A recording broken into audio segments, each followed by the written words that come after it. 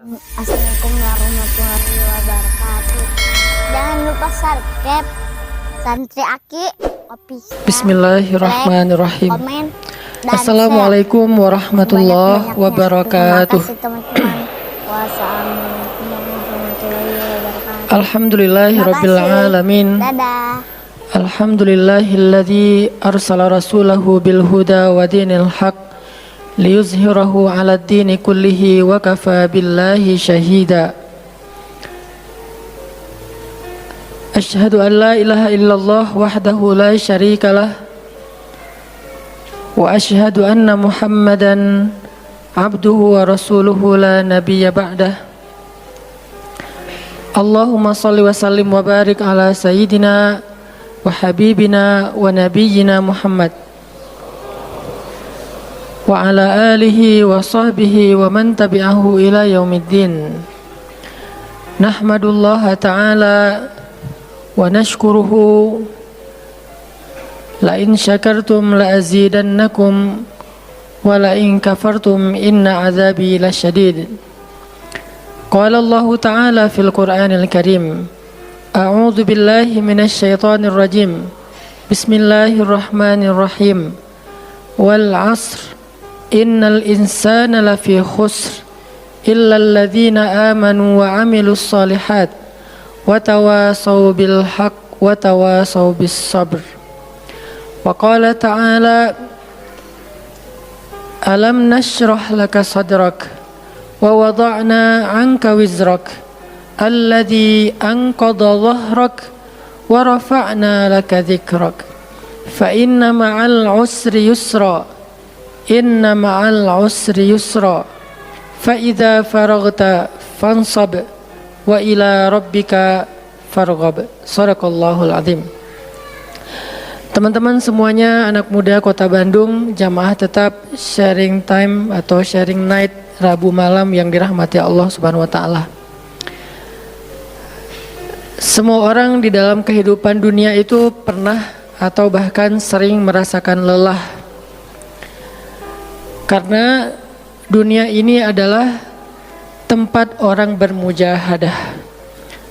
Semuanya diraih dengan mujahadah. Gak ada yang didapatkan di dunia ini dengan cara yang mudah. Karena tabiat dari dunia itu adalah tempat bersusah payah. Fitrahnya dunia adalah tempat orang bercocok tanam, bukan memetik hasil. Yang namanya bercocok tanam, kalau kita melihat pada kehidupan para petani atau para pekerja di ladang, di sawah, di kebun, maka kita akan melihat akan melihat kelelahan, keletihan, dan kesusah payahan yang luar biasa. Itulah tabiat dunia. Berbeda dengan tabiat di surga. Di surga itu semuanya akan didapatkan dengan cara yang mudah. Bahkan sebagian riwayat mengatakan seorang perempuan di surga apabila inginkan seorang anak, maka Allah Subhanahu wa taala akan memberikan anak kepadanya saat itu juga tanpa harus bersusah payah mengandung selama 9 bulan. Saat ini pengen punya anak dengan spesifikasi tertentu, maka saat ini juga dia akan diberikan anak bayi tanpa harus mengandung 9 bulan lamanya, tanpa harus susah-susah menyusui. Allah akan datangkan untuk dia bayi yang dia sukai, kemudian Allah datangkan orang-orang yang akan pelayan-pelayan yang akan merawat dan membesarkan bayi itu untuk dia. Karena di sana dia adalah seorang ratu yang tidak perlu lagi bersusah payah. Di surga itu ketika seseorang menginginkan makanan, maka Allah Subhanahu wa taala mendatangkan untuknya makanan dengan cara yang sangat mudah. Bahkan ketika dia menginginkan buah-buahan, maka pohon itu akan menunduk untuknya sehingga dia bisa memetik buahnya tanpa harus bangun dari tempat duduknya jika dia menginginkan itu. Tetapi kalau dia menginginkan sesuatu yang lebih, misalnya dia ingin berjalan-jalan di kebun-kebun di antara banyak kebun surga, lalu dia ingin merasakan memetik pohon sendiri sambil membawa keranjang-keranjang yang indah, maka Allah juga akan memperkenankan keinginannya kaifa yasha, sebagaimana yang dia inginkan. Berbeda dengan dunia. Di dunia, apapun yang kita inginkan itu harus melalui mujahadah, melalui ikhtiar.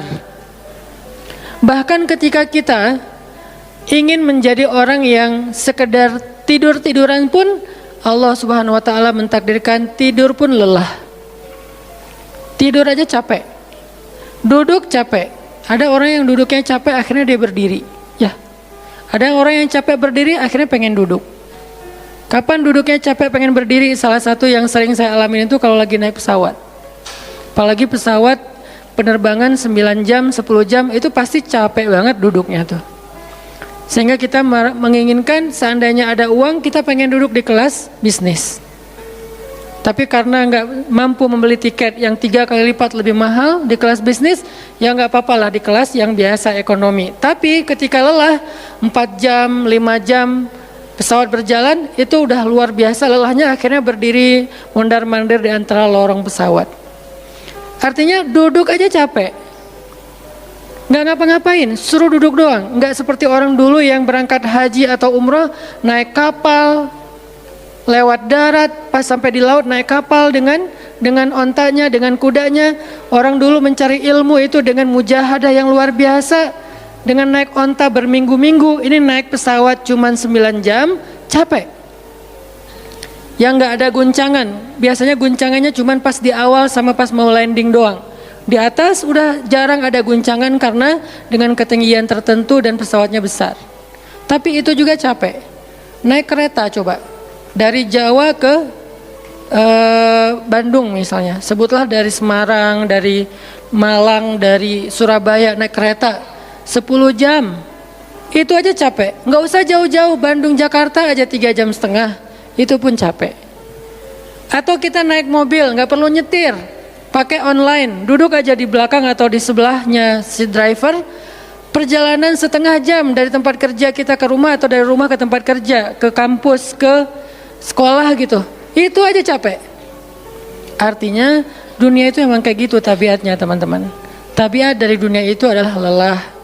Sehingga kalau ada orang yang menghindari capek dengan tidak ngapa-ngapain, itu hal yang agak klise dan naif. Bagaimana dia bisa menghindari lelah? Bagaimana dia bisa menghindari ta'ab? Bagaimana dia bisa menghindari bosan? Bagaimana dia bisa menghindari dalam keadaan susah payah? Sedangkan dia masih berada di sebuah tempat bumi dunia yang tabiatnya memang tempat bersusah payah dan lelah. Satu-satunya cara menghindari lelah yang tidak perlu lagi bersusah payah itu hanyalah masuk surga. Tetapi kan itu tidak terjadi sekarang. Kita harus meninggal dulu dan kita belum mau. Ada yang mau meninggal masuk surga sekarang? Kalau dijamin sih insya Allah ya. Masalahnya nggak ada jaminan. Kalau para sahabat enak, mereka dapat jaminan. Surga Bilal, sebelum Bilal meninggal, Rasulullah udah bilang, bima sabaktani ilal jannah ya Bilal. Dengan apa kamu mendahului aku ke surga wahai Bilal? Dengan wudu dan sholat syukur wudu. Begitu juga nanti ada sahabat lain yang dijamin masuk surga bighairi hisab wala azab. Salah satunya adalah Ukasyah. Kalau kita tidak ada jaminan apapun di akhirat kecuali berikhtiar dan bermujahadah untuk bisa mendapatkan kebaikan sebanyak mungkin di sisi Allah. Sehingga alangkah naifnya seseorang yang menghindar dari ta'ab wal ham wal gham. Dia berusaha menghindar dari lelah, menghindar dari susah payahnya kehidupan, menghindar dari beban-beban hidup. Itu nggak bisa dilakukan karena kita masih berada di dunia. Yang perlu kita sekarang coba pilih adalah kita mau lelah untuk hal yang sia-sia? Apakah kita mau lelah untuk hanya bersenda gurau? Apakah kita mau lelah hanya untuk hal yang tidak ngapa-ngapain? Atau justru lelah kita itu untuk sesuatu yang mudah-mudahan beribadah kepada Allah? Makanya disebut dengan lelahnya menjadi lillah. Karena dua-duanya lelah. Ada orang yang pergi ke masjid lelah, capek pergi ke masjid. Tapi ada juga orang yang berbuat dosa, itu juga lelah. Memangnya kalau kita beribadah lelah terus berbuat dosa nggak lelah? Banyak orang yang berbuat dosa lelah dan kita pernah merasakan kehidupan seperti itu. sehari, 2 hari, sebulan, setahun, 2 tahun, sampai kita benar-benar merasakan lelah banget dengan dosa. Di malam hari berbuat dosa, lelah, akhirnya tidur sepanjang siang. Di siang hari berbuat dosa, lelah, akhirnya tidur sepanjang malam. Lelah sama lelahnya. Antara orang yang beribadah dengan orang yang bermaksiat itu sama lelahnya. Bedanya apa?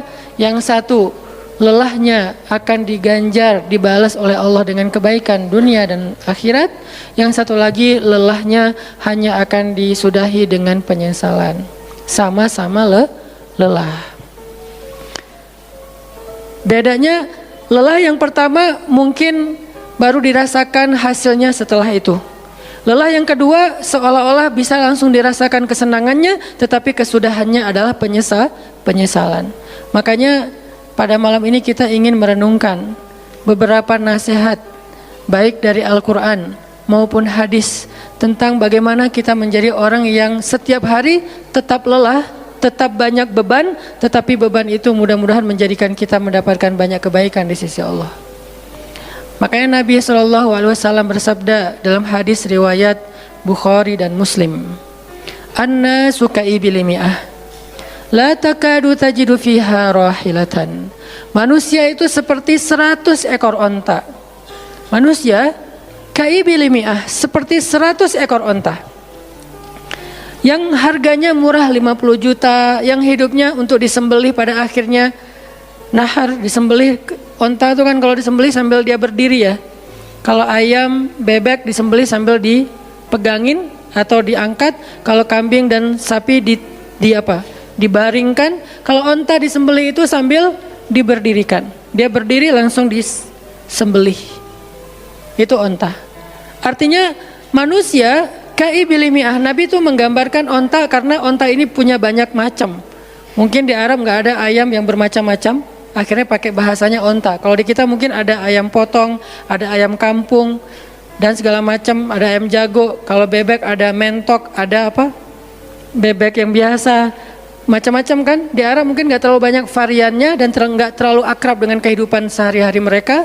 Yang akrab itu kambing, kuda, keledai, onta. Akhirnya Nabi mengatakan an-nasu ka'ibil mi'ah. Nabi seolah-olah mengambil sebuah perumpamaan, dan perumpamaan ini bisa kita ganti dengan culture yang berbeda di setiap negara. Tetapi perumpamaan yang paling baik itu adalah onta. An-nasu ka'ibil mi'ah. Manusia itu seperti 100 ekor onta ibil, onta potong, yang hidupnya hanya untuk disembelih oleh tuannya, kemudian dagingnya dimakan atau dijual. Kenapa bisa begitu murahnya? Cuma 50 juta, 40 juta dan berakhir dengan disembelih? Karena onta ini hidupnya tidak istimewa. Dia hidup hanya untuk makan, minum, tidur dan berkembang biak. Cuman itu misi dari kehidupan dia. Makan, minum, tidur, berkembang biak. Udah itu doang. Setiap hari kerjanya makan aja. Lihat hewan ternak ngapain? Merumput aja setiap hari. Nggak ada hewan ternak yang tiba-tiba dia lagi ngapain? Lagi sholat. Nggak ada. Hewan ternak misalnya lagi ngebantuin tetangga. Nggak ada. Hewan ternak lagi menjenguk yang sakit. Nggak ada. Hewan ternak yang lagi menyelesaikan hajat saudaranya. Hewan ternak yang lagi dengerin curhat. Nggak ada. Kenapa? Karena tugas misi kehidupan mereka itu cuma diciptakan untuk makan, minum, tidur, berkembang biak, udah. Ini namanya kalau diantara onta namanya ibil. Yang hidupnya itu sesederhana itu. Nggak ada yang rumit, nggak ada yang terlalu berlebihan. Dan an-nasu, manusia secara umum mirip dengan ibil. An-nasu ka'ibili mi'ah. Jadi kalau kita bandingkan dari 100 orang itu hampir semuanya seperti ibil. Misi hidupnya itu hanya untuk dirinya. Gimana caranya biar bisa makan, gimana caranya biar bisa istirahat dengan nyenyak, tidur, gimana caranya biar punya keluarga, berkembang biak, punya keturunan, dan kemudian dengan keluarganya dia punya family time. Kapan liburan, makan di rumah, jalan segala macam. Cuman itu misi dari kehidupannya. Sehingga Nabi menyebut mereka yang misi kehidupannya hanya dirinya dan keluarganya, kaibili mi'ah, seperti 100 ekor onta. Kurang istimewa. Orang yang hidupnya hanya untuk dirinya dan keluarganya itu kurang istimewa, sehingga disebut dengan ibilimiah, 100 ekor onta. Tapi enggak hina, tidak rendah, tidak mungkin melenceng, sesat segala macam, enggak. Dia tetap tidak haram, tidak najis. Nabi tidak mengumpamakan manusia seperti seekor anjing, seperti seekor babi, enggak. Karena itu najis, haram dan seterusnya. Onta, makhluk yang hewan yang baik, cuman tidak istimewa. Di sini tidak ada judgement. Nabi itu orangnya nggak suka menjudge. Nabi nggak mengatakan manusia ini semuanya misalnya dengan kalimat celaan, keledai, enggak. Manusia ini misalnya hewan yang najis, enggak. Nabi mengatakan an-nasu kaibilimiah, manusia itu seperti 100 ekor onta. La takadu tajidu fiha rahilatan. Hampir-hampir di dalam 100 ekor onta itu kamu enggak mendapati satu pun onta yang dikenal dengan nama rahilatan. Rahilah itu dari kata rihlah. Rihlah itu udah jadi bahasa Indonesia, rihlah. Kemudian di Inggris-Inggriskan jadi traveling, trip, segala macam. Rahilah dari kata rihlah. Apa itu rahilah? Onta yang bertugas untuk membawa beban tuannya dalam perjalanan panjang, baik itu berdagang maupun berperang. Dia punya misi lain selain makan, minum, berkembang biak terus dipotong. Enggak, misinya lebih keren. Apa? Membawa beban. Membawa beban tuannya. Itulah rahilah. Sehingga punggungnya adalah punggung yang berkah, karena di atas punggung itu ditaruhkan beban terus menerus oleh tuannya. Berangkat bebannya apa, pulangnya beban apa. Karena orang dulu kalau berangkat berniaga, berdagang ke luar negeri, itu tuh bukan berangkat bawa beban, pulang nggak bawa apa-apa karena udah diuangkan, enggak. Mereka barter konsep perdagangannya. Kalau berangkatnya bawa kain, pulangnya nanti bawa karpet. Berangkatnya bawa gandum, pulangnya nanti bawa sutra misalnya. Tetap aja ada beban, karena mereka berangkat jual misalnya ke Syam, dari Mekah ke Damaskus. Nanti pulangnya dari Damaskus ke Mekah bawa lagi barang-barang Damaskus yang bisa dijual di Mekah. Pas berangkat bawa barang Mekah yang bisa dijual di Damaskus, pas pulang membawa barang Damaskus yang bisa dijual di Mekah. Li'ilafi Quraisy ilafihim rihlatash syita'i was-saif. Rihlah syita'i was-saif. Mereka melakukan rihlah pada musim dingin dan musim panas. Itulah ilafu Quraisy, kebiasaan orang-orang Quraisy. Ilafu Quraisy, kebiasaan tradisi orang Quraisy. Apa tradisinya? Berdagang di musim dingin dan di musim panas. Barang dagangannya beda-beda. Kalau musim dingin yang dibawa itu bahan-bahan jaket, bahan-bahan untuk menghangatkan tubuh, bahan-bahan yang kalaupun dia bawa makanan yang biasa dimakan di musim dingin yang menghangatkan tubuh. Kayak misalnya jenis bubur di Arab itu ada namanya adas. Dan itu disebutkan di dalam Al-Quran, di Al-Baqarah. Wa adasiha wa basaliha, ada adas, ada bawang. Adas itu salah satu makanan kesukaan orang Arab di musim dingin. Karena kalau makan adas kayak bubur gitu, dia badannya menjadi hangat. Jadi kayak menghangatkan tubuh gitu. Artinya syita iwas saif, di musim dingin dan di musim panas, dua-duanya ada barang yang didagangkan, dan itu adalah ilafu Quraisy, kebiasaan tradisi orang-orang Quraisy. Rihlah. Siapa yang akan dibawa rihlah? Apa yang akan membawa barang dagangan mereka ketika rihlah? Namanya onta rahilah. Onta yang mengangkut beban barang tuannya. Rahilatan. Sehingga onta ini adalah onta yang lebih kuat fisiknya. Onta ini onta yang lebih tangguh perjalanan walaupun mengalami badai. Onta ini onta yang lebih kuat ingatannya sehingga dia menghafal jalan yang dilaluinya. Walaupun terjadi badai dia nggak tersesat. Jarang onta rahilah tersesat. Biasanya yang tersesat itu ibil. Ibil kalau ditaruh di tengah padang pasir, terjadi badai, terus bekas jalannya ketutup dengan pasir, dia bingung. Itu ibil. Sehingga kalau kita baca cerita-cerita tentang orang yang tersesat di padang pasir, rata-rata istilahnya kalau nggak jamal ya ibil. Kalaupun ada onta rohilah yang tersesat, berarti badainya parah banget. Kalau ada hadis onta rohilah tersesat, berarti badainya parah banget. Artinya rohilah ini ingatannya kuat. Dia kalau lewat satu jalan, setahun kemudian lewat lagi dia masih hafal. Itu rohilatan. Dalam teknologi sekarang kita nyebutnya dengan map. Ada banyak platform aplikasi map digital yang membuat kita bisa menghafal jalan. Dan diupdate terus, jalan ini sekarang macet segala macam. Rohilatan punya kemampuan membaca jalan walaupun mungkin berbeda dengan teknologi sekarang. Itu namanya rohilatan.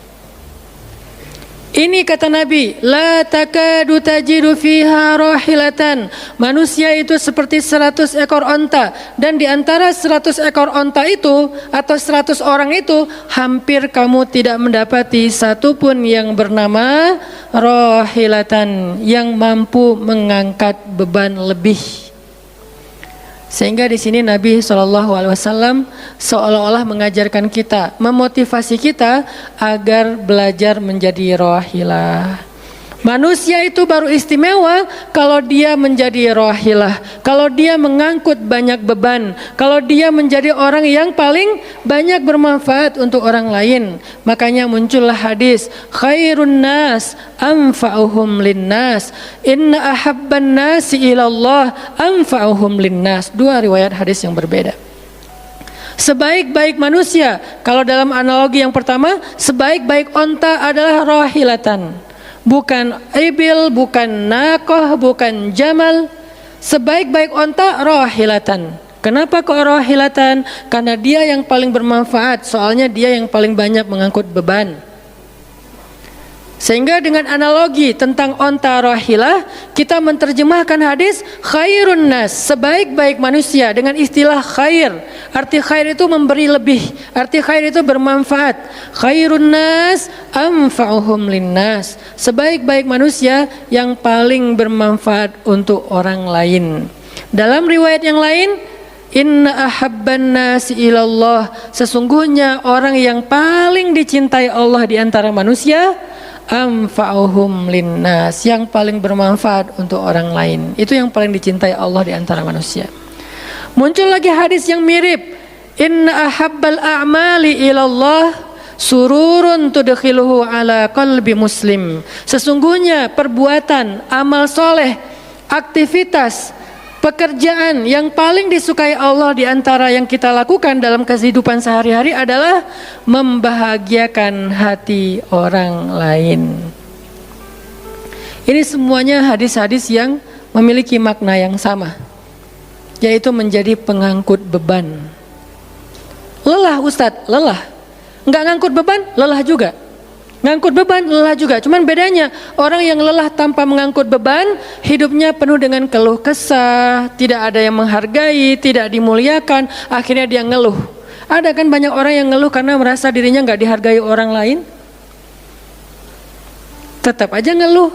Ada juga yang ngeluh karena terlalu banyak beban, padahal dua-duanya sama-sama ngeluh. Kenapa nggak memilih yang lebih baik? Memangnya kalau kita nggak ngangkut beban, kita nggak akan berkeluh kesah? Ngeluh. Ngeluhnya mungkin bukan capek, ngeluhnya nggak ada yang hargai. Dan itu udah sunnatullah. Kalau kita pengen dihargai, pengen dimuliakan, kita harus menjadi orang yang paling rohilah, yang paling banyak ngangkut beban. Nggak bisa kita jadi ibil tapi pengen diperlakukan seperti rohilah, itu nggak bisa. Kita tuh ibil, hidupnya untuk diri sendiri, nggak bantu siapa-siapa, nggak peduli dengan siapa-siapa. Harta kita nggak bermanfaat untuk orang lain, pikiran kita nggak bermanfaat untuk orang lain, lisan kita tidak bermanfaat untuk orang lain, wawasan kita tidak bermanfaat untuk orang lain. Apalagi tenaga kita nggak bermanfaat untuk orang lain, skill kita nggak bermanfaat untuk orang lain, semua tentang diri kita hampir tidak bermanfaat untuk orang lain. Lalu kita ingin dihargai seperti orang yang paling bermanfaat. Ini naif, klise, nggak ada seperti ini, bukan sunnatullahnya. Karena seseorang itu diberi balasan sesuai dengan mujahadah. Al jaza ala qadril masyaqqah, balasan tergantung susah payahnya dalam berikhtiar. Siapa yang mujahadahnya lebih, maka rewardnya lebih, jazanya lebih. Jadi saya kadang-kadang ngerasa, dulu saya juga pernah merasa kayak gitu. Kenapa kok dia dihormati saya enggak? Kita nggak boleh cemburu tanpa alasan. Seolah-olah misalnya harusnya hormati semua orang dong, nggak bisa. Itu udah fitrah manusia dan sunatullah dalam kehidupan di dunia. Kalau kita pengen dihormati orang, kita harus menjadi rohilah. Kalau kita pengen dihargai orang, kita harus jadi rohilah. Nggak bisa kita berharap dihargai oleh pasangan kita atau calon pasangan kita, tapi kita nggak punya tanggung jawab, nggak bisa. Kalau teman-teman pengen dihargai oleh pasangan halalnya, teman-teman harus mengangkat tanggung jawab yang lebih berat daripada dia. Kalau dia yang capek, kita leyeh-leyeh aja di rumah, tapi kita minta dihargai, saya kan suami. Suami itu bukan status, suami itu peran. Ada orang dia jenis kelaminnya perempuan, tapi dia suami. Kenapa? Karena dia mengambil peran laki-laki. Dan itu saya melihat banyak perempuan seperti ini, hebat dan memalukan bagi suaminya. Di beberapa tempat saya melihat suaminya di pagi hari nggak kerja, cuma nongkrong-nongkrong aja di warung, ngopi juga itu ada uangnya, giliran untuk nafkah keluarga dia nggak punya uang, untuk ngopi, untuk rokok dia punya uang, untuk anaknya nunggak sekolahnya, untuk anaknya makanannya seadanya. Sehingga karena ini udah berjalan bertahun-tahun, akhirnya istrinya udah nggak sanggup lagi berharap kepada dia, minta cerai juga nggak dicerai-ceraikan. Akhirnya istrinya ikhtiar sendiri, istrinya jadi pembantu rumah tangga, istrinya jadi kerja ke luar negeri. Saya beberapa kali ke Hong Kong, hampir tiap 4 bulan sekali ke Hong Kong, dan selalu mendengar cerita teman-teman di Hong Kong. Para pejuang-pejuang di Hong Kong itu kan 99%-nya perempuan ya. Hong Kong itu 99% lebih perempuan. Beda kan sama Taiwan, Korea, itu laki-laki dan perempuan agak imbang lah. Tapi kalau Hong Kong itu bisa dibilang dari 100 pekerja, 99 orangnya bahkan lebih adalah perempuan. Dan semua mereka punya masalah yang hampir sama di negerinya, di kampungnya. Masalahnya mereka terpaksa untuk berangkat ke luar negeri karena ada yang demi membiayai sekolah anak-anaknya, single parent. Kemana suaminya? Suaminya pergi dan tidak bertanggung jawab. Atau suaminya ada tapi tidak mampu mencari nafkah. Terpaksa dia kerja ke luar negeri dengan segala macam resiko. Dan banyak banget kasus di Hong Kong. Siapa juga yang mau jauh-jauh dari keluarganya, apalagi punya anak masih kecil ya. Kemarin kita baru dengar cerita seorang anak yang harus merawat ayahnya yang sakit kanker gara-gara di rumahnya nggak ada siapa-siapa, ibunya berjuang di luar negeri. Kenapa? Karena suaminya sakit. Kalau ini masih bisa kita pahami lah. Tapi kemana pamannya misalnya? Kemana misalnya kakaknya? Nggak tahu punya kakak atau gimana? Nggak tahu kondisi pamannya. Yang jelas bahwa ternyata kita itu dihargai itu bukan karena kita berstatus suami. Kita dihargai karena kita berperan sebagai suami, bukan berstatus sebagai suami. Kalau suami pengen dihargai, ambillah peran suami. Laki-laki pengen dihargai, ambillah peran laki-laki. Apa peran laki-laki? Tanggung jawab. Ambil sebanyak mungkin. Kalau kita udah menikah, tanggung jawab kita itu kalau mau lebih, jangan cuma istri. Ambil keluarga istri untuk kita ambil tanggung jawabnya. Adiknya istri, mungkin keluarga istri kita nggak mampu, adiknya kita sekolahin. Mertua sakit, kita biayain. Nanti siapa lagi? Keluarga besarnya ada masalah, kita biayain, kita hutangin. Kalau misalnya kita nggak sanggup memberikan hadiah atau sedekah, ambil amanah, tanggung jawab itu ambil semampu kita. Itulah contoh Rasulullah SAW. Makanya Nabi ketika sudah menikah dengan Khadijah, yang tinggal di rumah Nabi itu bukan cuma anak kandung beliau. Ada anak angkatnya Zaid bin Harithah, ada sepupunya Ali bin Abi Thalib, ada banyak lagi keluarga besar Khadijah yang tinggal bersama Nabi. Sehingga rumah Nabi itu adalah rumah yang banyak sekali orang-orang yang ditampung oleh beliau. Itu yang disebut dengan anfa'uhum linnas, ambil tanggung jawab yang besar. Sehingga Khadijah tuh respect banget sama sosok Nabi Muhammad. Bahkan sebelum Nabi dapat wahyu, sehingga gak disebut Nabi, respect sama sosok seorang Muhammad. Apalagi setelah beliau dapat wahyu, beban beliau bukan lagi keluarganya sekarang, beban beliau adalah umatnya. Yang diurus oleh Nabi bukan lagi keluarga sekarang setelah dapat wahyu, umat. Dan umat di sini lintas nasionalisme. Ada yang datang dari Persia, namanya Salman Al-Farisi. Ada yang datang dari Romawi, namanya Suhaib Ar-Rumi. Ada banyak sahabat-sahabat yang lintas kabilah, bukan hanya orang Quraisy. Ada yang datang dari Yaman, termasuk Sumayyah dengan Yasir, keluarga yang pertama syahid dalam Islam. Ini dari Yaman. Kemudian pindah lagi ke Madinah yang bukan orang-orang Quraisy. Di sana ada Bani Mudhar dari kabilah Aus dan Khazraj. Nanti berkembang lagi sampai ke Asia, Eropa dan seterusnya. Inilah bebannya Rasulullah sallallahu alaihi wasallam. Sehingga Allah menyebutnya dengan istilah rahmatan lil alamin. Rahmah. Tahu arti rahmah? Rahmah itu kasih sayang. Maksud kasih sayang memberi sayang. Kasih sayang, bukan minta disayangi. Jadi kalau kita mau berkasih sayang, ya kasih sayangnya, jangan sayangi saya dong. Itu bukan kasih sayang, namanya terima sayang. Bukan kasih sayang, terima sayang, minta sayang. Itu namanya bukan rahmah, bukan mawaddah. Yang namanya rahmah kasih sayangnya. Kalau kita nggak punya sayang, berarti kita nggak punya rahmah. Apa bentuk sayang kita? Perhatian. Apa bentuk sayang kita? Perasaan. Apa bentuk sayang kita? Dengan harta. Itu sayangnya. Dan Nabi, wa ma arsalnaka illa rahmatan lil alamin. Tidaklah kami mengutus engkau Muhammad kecuali untuk menjadi kasih sayang kepada alamin. Arti rahmah dalam tafsiran yang lebih luas, menyelesaikan hajat manusia seluruh alam. Seluruh alam. Itulah kenapa Nabi Muhammad menjadi orang yang paling mulia. Karena yang diambil bebannya itu bukan satu keluarga Khadijah, bebannya itu bukan satu kota Makkah, bebannya itu bukan cuma orang Arab, alamin. Sehingga Allah mengatakan, wa rafa'na laka dzikrak. Kami angkat engkau menjadi manusia yang paling mulia. Karena beban yang diambilnya paling berat. Apa beban Nabi? Apakah cuma ceramah? Enggak cuma ceramah. Kalau cuma ceramah gampang. Saya pernah menjadi penceramah dan saya pernah menjadi programmer dalam dakwah. 8 tahun saya ceramah di Bandung, gampang banget. Dan kalau mau nyaman jadi ustadz, mending saya jadi penceramah aja, gampang banget. Diundang-undang, ustadz mau dijemput? Ya jemput dong, jemput.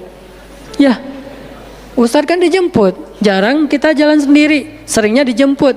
Dan karena dia pengen memuliakan kita, dia cari di tempat itu siapa yang punya mobil paling bagus untuk menjemput ustadz. Kalau di kampung, cari siapa yang punya mobil baru yang tahun misalnya 2018 lah, kalau nggak ada 2019. Saya punya, ya udah pinjam ya untuk jemput ustadz. Oh boleh, saya senang, jemput. Kalau perlu yang punya mobilnya sekaligus jadi supirnya, jemput ustadz. Enak jadi penceramah. Jemput, tunggu di depan rumah, nggak langsung ketok. Kenapa? Nggak enak mau ngetok, biar ustadznya santai aja. Ustadznya keluar, dibukain pintu. Terserah mau duduk di depan, duduk di tengah. Kalau ustadznya duduk di tengah, nggak ada yang di sebelahnya, kosong. Mau goler-goler, mau jungkir balik, bebas. Ustadz. Saya pernah ngalamin masa kayak gitu.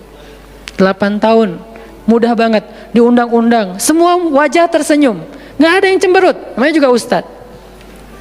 Selamat datang ustadz, alhamdulillah bisa ketemu sama ustadz, silakan. Duduk dikasih makanan yang paling baik. Dihidangkan segala macam, minuman aja 5 jenis. Sampai bingung nih mana yang mau diminum. Ustadz mau apa? Kadang-kadang beberapa teman-teman panitia yang sangat udah pro banget nanya. Ustadz itu nanya ke asisten lah atau siapa manajemen, kalau dia punya manajemen, Ustadz itu sukanya makanan apa? Disediakan makanan kesukaan Ustadz. Kalau ke Bandung Ustadz senangnya makan apa? Disediakan makanan khas Bandung kesukaannya Ustadz. Dicari dari restoran terbaik yang ada di kota itu. Ini perlakuan terhadap ustadz, nyaman banget kalau ceramah tuh. Ceramah berapa lama? Terserah ustadz. Kalau lagi mood 3 jam. Kalau nggak lagi mood 45 menit. Ustadz kok ceramahnya cuma sebentar? Saya lelah sekali. Oh nggak apa-apa ustadz, istirahat ya ustadz, sehat terus ya ustadz. Doain. Pulang dianterin. Maaf dikasih amplop, transport segala macam. Kadang-kadang wah ngasihnya cukup untuk 2 bulan makan. Masya Allah, enak. Kalau cuman yang disebut dengan rahmatil alamin itu cuman ceramah, itu bukan rahmatil alamin. Walaupun itu salah satu kebaikan. Tapi kemudian setelah 8 tahun saya berdakwah dengan ceramah, saya mengubah konsep dakwah saya menjadi programmer. Memprogram masjid.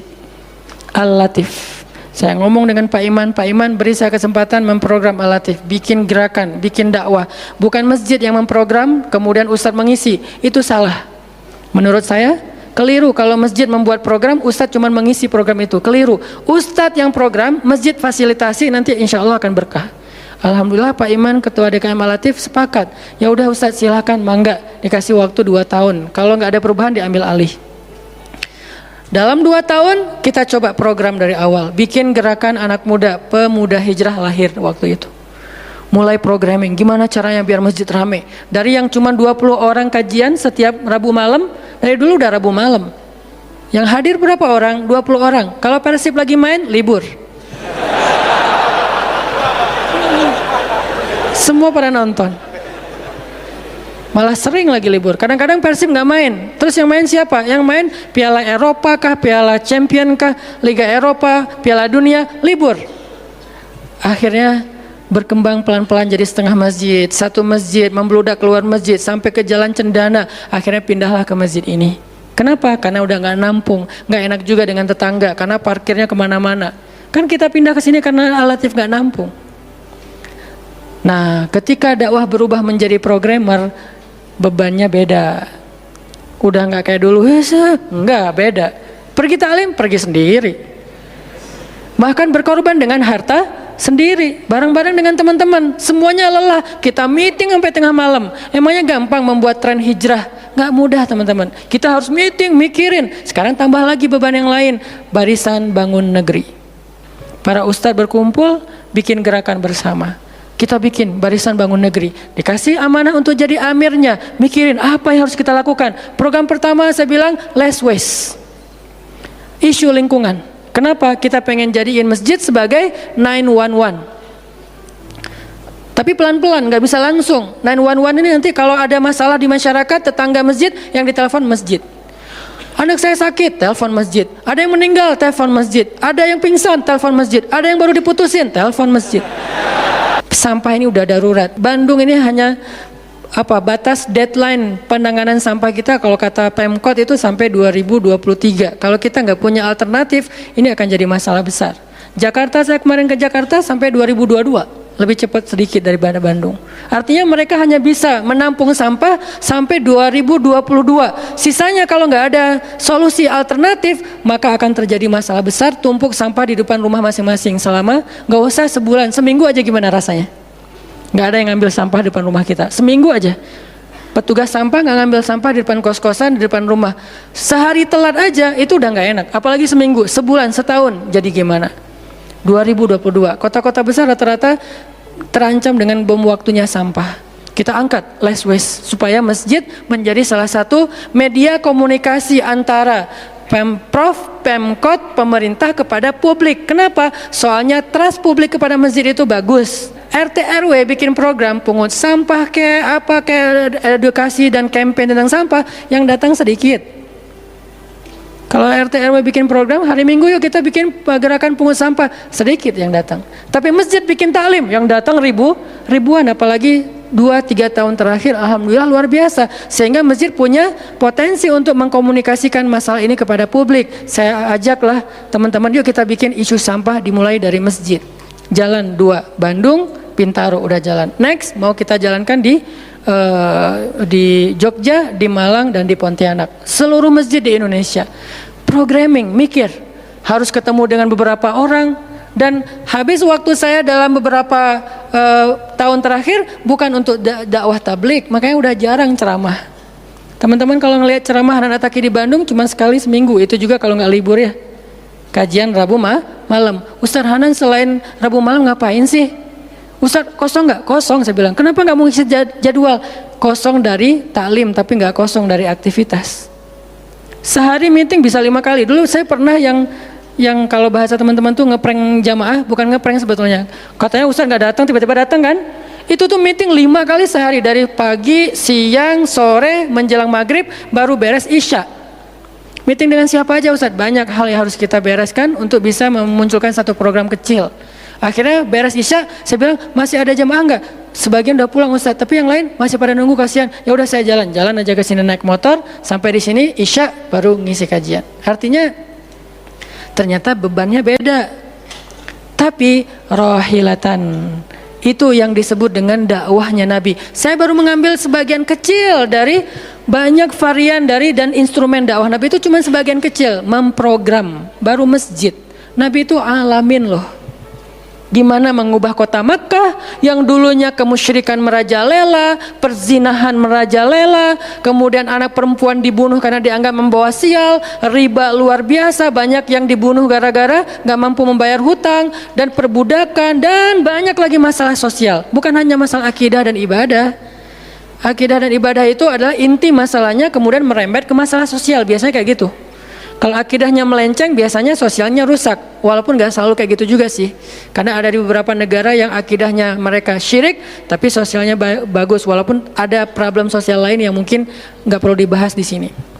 Yang jelas awalnya berawal dari kemusyrikan, kemudian berkembang menjadi masalah ekonomi, sosial, dan seterusnya. Nabi menyelesaikan masalah kota Mekah. Gimana caranya? Mekah yang tadinya kota yang jahiliyah menjadi kota Islamiyah, kota yang rabbaniyah, kota yang penuh dengan kebaikan. Madinah yang tadinya kota yang penuh dengan sampah, Yathrib berubah menjadi kota munawwarah. Sekarang udah nyampah lagi. Di zaman Nabi itu benar-benar Madinah munawwarah. Sekarang mungkin nggak sebagus di zaman Nabi, cuman bangunannya doang yang megah, tapi secara lingkungan, secara sosial nggak sebaik zaman dulu lah.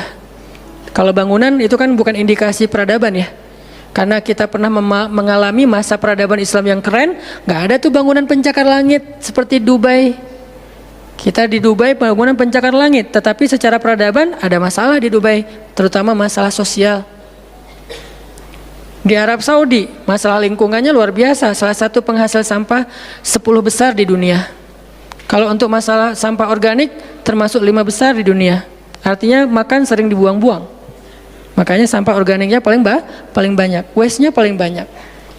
Itu yang diselesaikan oleh Nabi di kota Mekah dan Madinah, kemudian berkembang di kota-kota lain sampai ke Irak, sampai ke Syam, sampai ke Mesir, sampai ke Eropa, sampai ke Turki, sampai ke Afrika, bahkan sampai ke Nusantara. Rahmatan lil alamin. Rahmah, bukan cuma ceramah. Kalau ceramah, Nabi lebih jago dari siapapun. Orang siapapun yang berceramah itu kopas dari Nabi kan? Ada yang ceramah nggak kopas dari Nabi? Nggak ada. Kopas dari Nabi Musa? Enggak, kecuali diriwayatkan dari Nabi Muhammad, kemudian baru Nabi Muhammad meriwayatkan dari Nabi Isa dan Nabi Musa. Semuanya kopas, copy paste dari Rasulullah SAW. Artinya kalau mau ceramah, bahan Nabi itu banyak banget. Dan kalau Nabi mau ceramah, yang ngundang pasti banyak banget.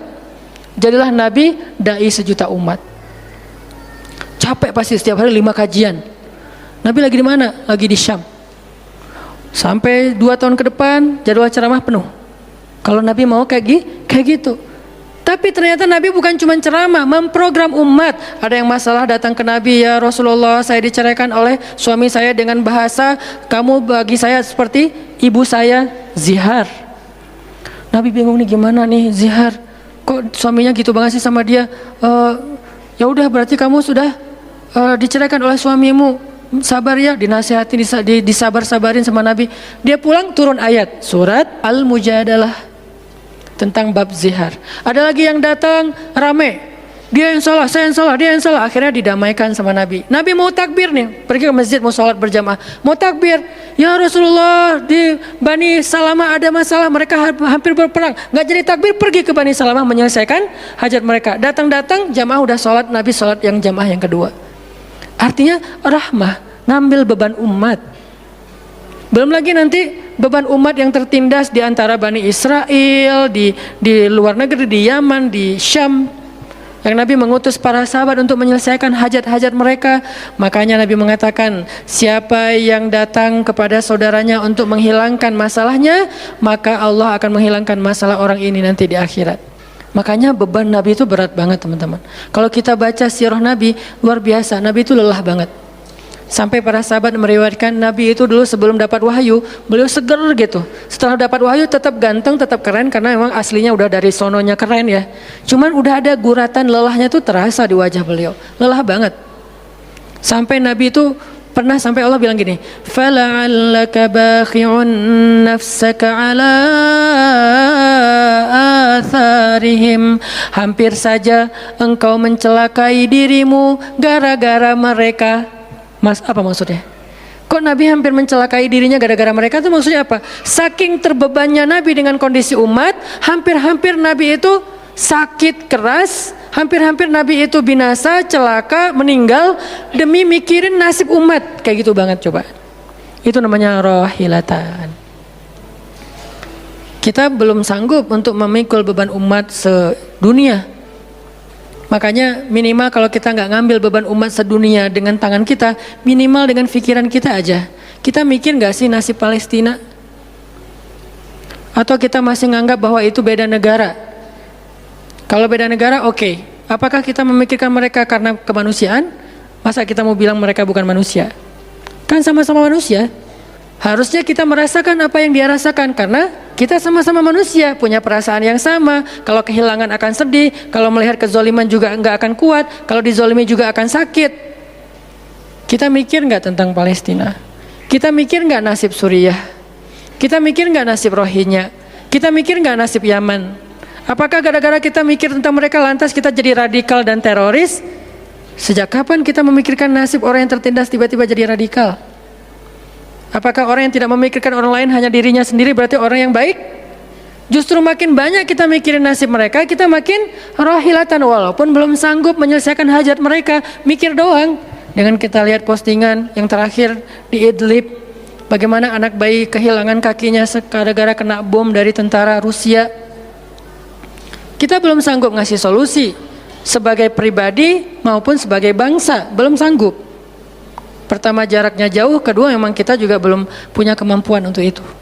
Tapi kita berharap suatu saat Indonesia ini harus sanggup menyelesaikan masalah dunia. Kenapa? Kita ini punya potensi peradaban, bangsa yang besar. Masa kita mau jadi kerdil terus ngikutin bangsa lain? Kita ini bangsa besar, umat Islam terbesar di dunia. Dan orang Indonesia itu pinter-pinter, profesornya banyak, saintisnya banyak, orang kayanya banyak, keren Indonesia nih. Kenapa Indonesia yang keren kayak gini cuma ngurus diri sendiri aja nggak bisa? Harusnya ngurus dunia bukan ngurus diri sendiri. Itulah Islam yang sebenarnya. Kita ngurus Rohingya, gimana caranya Rohingya punya tempat tinggal? Kita urus Suriah, kita urus Palestina.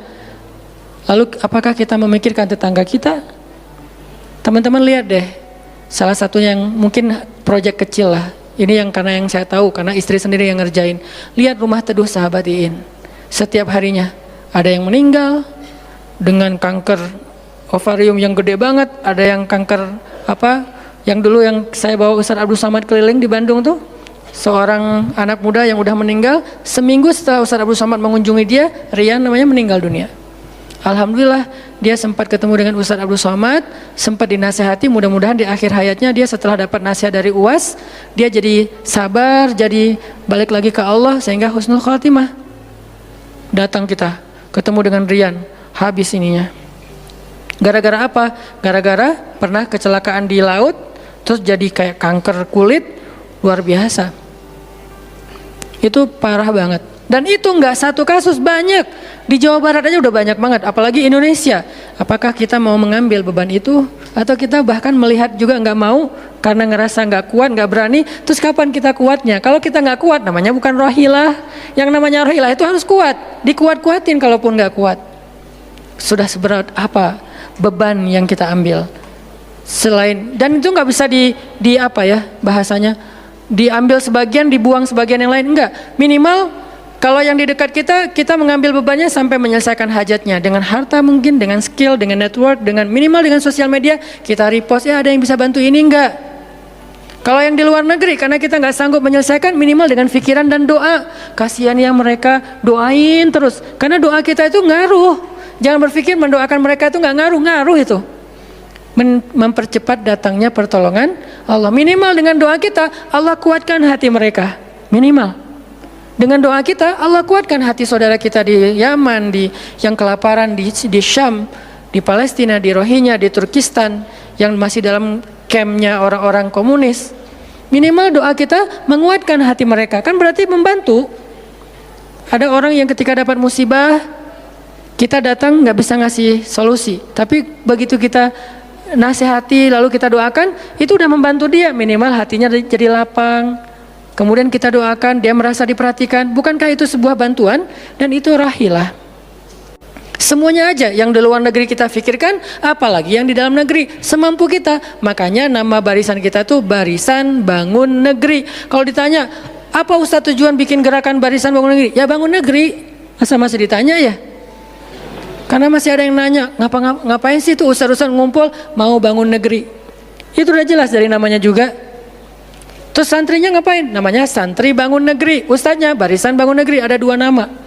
Para guru, saya pelan-pelan pengen ngumpulin para guru-guru yang seleting supaya kita barengan, ngumpulin pelan-pelan. Namanya Barisan Bangun Negeri. Nanti teman-teman yang ngikutin para guru, para santri, namanya Santri Bangun Negeri. Jadi kalau ditanya mau ngapain, mau bangun negeri. Programnya apa? Pertama, program isu lingkungan. Nanti naik lagi isu sosial, naik lagi isu healthcare, kemanusiaan, kesehatan dan seterusnya. Kan itu tugas pemerintah. Kita nggak mau menyalahkan siapapun. Udah capek berdebat. Tugas kita sekarang siapa yang pengen jadi rohilah. Itu yang dilakukan para guru kita sekarang, teman-teman, di Barisan Bangun Negeri. Mikir. Kemarin saya 40 jam nggak tidur. Dari Bandung ke Jogja. Di Jogja ada acara, udah beres acara, kita ada meeting yang penting banget, yang bikin saya sesak sampai sekarang. Itu ada diskusi yang saya tidak bisa sampaikan ke publik. Itu diskusi dari jam 11 malam sampai jam setengah 4 subuh. Kenapa diskusinya sampai malam, Ustaz? Karena besok kita semuanya udah pada bubar, udah pada pulang masing-masing ke negerinya, sehingga nggak sempat ketemu. Ketemunya kita cuman malam Selasa. Selasa subuh pesawatnya udah mulai ada yang pesawat jam 5, jam 6, jam 7. Jadi malam itu harus kita selesaikan meeting kita. Meeting lah kita sampai jam setengah 4 subuh. Beres meeting langsung ke bandara. Saya dengan salah satu ustadz ke bandara berdua, naik flightnya pas bareng. Belum selesai tadi meetingnya, meeting lagi di pesawat. Dari Jogja ke Jakarta. Di Jakarta saya ketemu dengan beberapa teman-teman yang pengen mendukung program pesantren yang sedang kita dari setahun yang lalu ingin kita buat, tapi juga belum cukup untuk membebaskan lahan karena kita butuh 15 M membebaskan lahan. Alhamdulillah udah terkumpul sekitar 2 M, masih jauh dari target. Baru membebaskan lahan, belum membangun. Akhirnya bahasa istri saya ngamen di Jakarta dari pagi, siang, sore, malam pulang. Di kereta juga diskusi lagi sama istri karena ada beberapa program yang harus kita bereskan. Sampai rumah jam 12 malam. Jadi 1 hari setengah. Hampir 2 kali 24 jam baru istirahat. Itu kalau programming. Beda dengan ceramah. Diundang ke Jogja. Ustaz, ceramahnya di Jogja. Oke, jam berapa? Isya. Ya udah saya datangnya maghrib. Terbang jam 5 sampai di sana maghrib. Ceramah, beres ceramah saya tidur. Gampang kan? Beres ceramah jam 11 malam, balik ke hotel, dipesankan hotel sama panitia. Hotelnya mau yang gimana Ustadz? Terserah, yang dekat-dekat aja biar nggak capek di jalan. Oh ya Ustadz, dikasih hotel biasanya yang enak, yang deluxe. Masuk ke hotel, mandi air hangat, ya. Beres mandi air hangat, pesan makanan online. Karena tadi belum makan, misalnya kalau telat makan juga, pesan datang ke kamar. Kadang-kadang saya cuma pesan 1 jenis, mereka pesan 3 jenis. Saya belum makan, lapar, boleh nggak pesan sate? Oh boleh Ustaz. Datang sate, datang mie godok, datang apa, banyak. Semuanya ditaruh di depan kamar. Ustaz, ini udah ada makanannya. Masya Allah makanannya banyak gini. Kalau cuma ceramah, habis makan jam 12, tidur. Bangun sholat subuh, beres subuh, olahraga. Ya, karena di hotel, treadmill. Beres treadmill, berenang. Beres berenang, breakfast. Beres breakfast, terbang ke Bandung. Kan enak ya? Kalau cuman ceramah. Jadi kerjanya cuman 1,5 jam pas ceramah. Itu juga santai. Namanya juga ceramah gampang. Tapi kalau programming, buat program kayak tadi ceritanya, meeting nggak beres-beres. Sampai enak dengan meeting. Kopi entah berapa gelas. Ada yang digulaan, ada yang nggak digulaan. Ada yang pakai susu, ada yang nggak pakai susu. Sampai diistilahkan yang nggak pakai susu kopi akhi, yang pakai susu kopi ukhti. Semua jenis kopi. Artinya rohilatan. Ternyata memang benar kata Nabi, manusia itu seperti 100 onta, sedikit yang rohilatan. Makanya sekarang kita mau milih mau jadi rohilatan atau mau jadi 100 onta. Dimulai dari hal yang kecil. Saya ngajak teman-teman, yuk kita jadi rahilah, kita angkat beban negeri kita, beban bangsa kita. Saya pengen banget masjid itu jadi kayak rumah teduh. Sekarang yang menjalankan pasien kanker kurang mampu se-Jawa Barat, salah satunya rumah teduh itu. Yang sekarang ada 15 rumah dengan sekitar 300 pasien. Yang setiap kali operasi itu 40 juta. Karena kalau pakai BPJS antrinya setahun. Sehingga harus pakai jalur normal. Dan beberapa di antara mereka belum sanggup untuk membayar cicilan BPJS sehingga nunggak nggak bisa pakai. Kita selesaikan. Harusnya itu dilakukannya oleh masjid. Kenapa? Karena potensi zakat, infak, sedekah, kenceleng masjid gede. Jangan cuma dipakai buat renov. Jangan cuma dipakai buat pengumuman hari Jumat. Kenceleng minggu ini 300 juta. 300 juta di sebelah masjid ada orang lapar. Berarti ngapain 300 juta teh? Harusnya 300 juta itu kenceleng minggu ini. Harusnya 300 juta, tapi tinggal 10 juta. Kenapa? Beban umat diangkat semua sama masjid. Itu cita-cita kita, pengennya masjid itu menjadi, makanya ada hashtag masjid peradaban. Apa masjid peradaban? Masjid rahilah, masjid yang mengangkat beban umat, bukan cuma membuat program jihad, pengajian hari Ahad. Udah lewat lah masa kayak gitu-gitu, udah nggak keren. Ini saya tantang masjid-masjid yang ada di Indonesia, jangan hanya fokus dengan taklim. Taklim itu udah banyak dan mudah melakukannya, kurang challenging. Coba masjid mikirin masalah sekitarnya, satu masjid mikirin satu RW kalau masjidnya kecil. Kalau masjidnya masjid kecamatan, mikirin satu kecamatan. Kalau udah beres dengan kecamatannya, nggak ada lagi masalah, pergi ke kecamatan sebelah. Kolaborasi dengan masjid kecamatan sebelah, yuk selesaikan masalahnya. Bisa banget kalau masjid mau. Tapi serahkan programnya ke ustadz yang ngerti harokah, yang ngerti pergerakan. Dan sekarang udah banyak ustadz yang ngerti pergerakan. Baru kita akan melihat Indonesia yang luar biasa. Terus apa yang bisa kami lakukan Ustadz? Yuk bareng-bareng dengan saya, dengan pemuda hijrah, dengan para guru barisan bangun negeri, kita bangun deh Indonesia semampu kita. Dengan apa? Dengan skill kita masing-masing, dengan potensi kita masing-masing. Ada yang punya harta dengan hartanya, ada yang punya kemampuan skillnya dengan skillnya. Saya udah berkali-kali menjelaskan, skill itu untuk dakwah penting, bukan hanya penceramah. Nah, mau nggak nih teman-teman? Yuk kita bangun Indonesia. Sekarang kita mikirin apa yang bisa kita lakukan untuk Indonesia, masing-masing dengan potensi kita. Karena kita anak masjid, anak masjid. Karena kita banyak sering ke masjid, ya udah kita bangun Indonesia dengan cara masjid. Dan ternyata cara masjid itu bukan cuma Allahu Akbar dan Subhanallah, salam, enggak. Yang dibicarain di masjid itu bukan cuma juz-juz Al-Quran, tapi masalah umat. Karena Nabi membicarakan masalah umat itu di Masjid Nabawi. Yang kita pengen ke sana, berharap banget bisa umroh. Apakah di Masjid Nabawi itu cuma ada raudhah kemudian orang berdoa egois banget pengen masuk surga sendiri? Enggak. Di raudhah itu Nabi dengan Jibril bicara tentang umat. Gimana caranya umat ini selesai masalah mereka. Sampai ke penjuru dunia. Yang terjajah dibebaskan dari penjajahan, yang terzolimi dibebaskan dari kezoliman. Itu namanya rahilah. Saya yakin di sini banyak potensi dan skill yang keren-keren. Coba berikan skillnya untuk dakwah, dedikasikan skillnya untuk agama. Yang kalau kita dedikasikan untuk agama, insya Allah untuk bangsa dan negara udah pasti. Karena agama kita itu bukan agama ritual. Agama kita ini adalah agama kehidupan. Sehingga yang ada di dalamnya bukan cuma bab sholat, tetapi juga bab orang sakit. Dan kita tahu banyak hadis tentang itu, bab lingkungan, dan kita mulai tahu hadis-hadis tentang itu. Yuk kita dedikasikan skill kita, potensi kita, harta kita untuk agama Allah. Kita angkat beban umat bareng-bareng. Karena kalau saya ngangkat sendiri, saya paling-paling ngangkat sanggupnya itu 100 kilo. Itu juga udah ngos-ngosan. Tapi kalau kita ngangkat bareng-bareng, bisa bertonton beban umat kita angkat.